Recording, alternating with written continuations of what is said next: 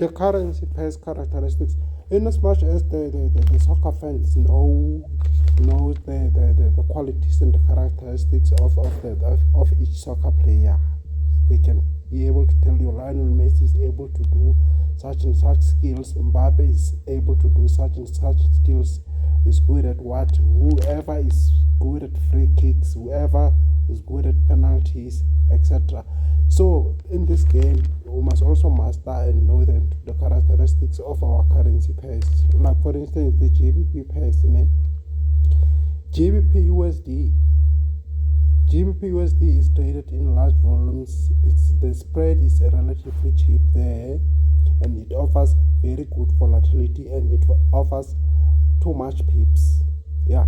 And then GBP NZD and GBP JPY, the spread is expensive relatively compared to GBP USD, but they offer very good in terms of pips, and the movement is good there, but the spread is relatively expensive.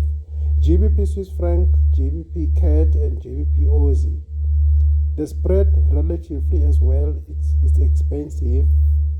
The pips, in terms of pips offered, the pips offered are very little compared to the GBP USD.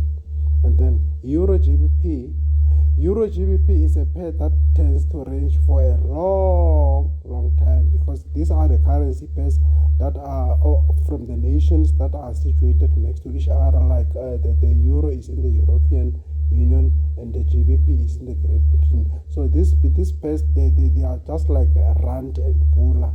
They compete very tightly, so they tend to range for a long time, and they offer very little in terms of pips. So I don't like that pair, the Euro GBP.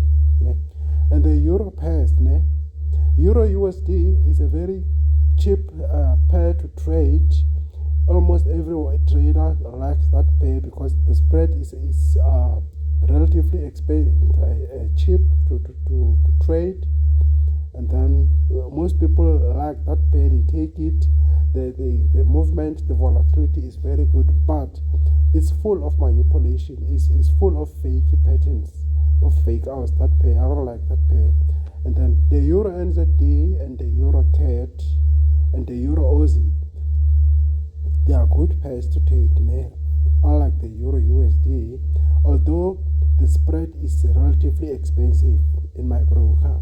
And then the Euro CHF and the Euro JPY, they tend to range for a long time as well, and they offer very little in terms of pips. So I prefer less of those pairs to take. Swiss franc pairs, the USD CHF is a good pair because it's a major pair, and then the CAD Swiss franc, NZD CHF, and the Swiss yen CHF JPY, and the Aussie CHF, they offer very little in terms of pips, and the spread is relatively expensive because they are the cross pairs to take. And the USD pairs, the major pairs, the dollar yen USD JPY, and the dollar CAD Aussie dollar, and then NZD USD, those are very good pairs to take.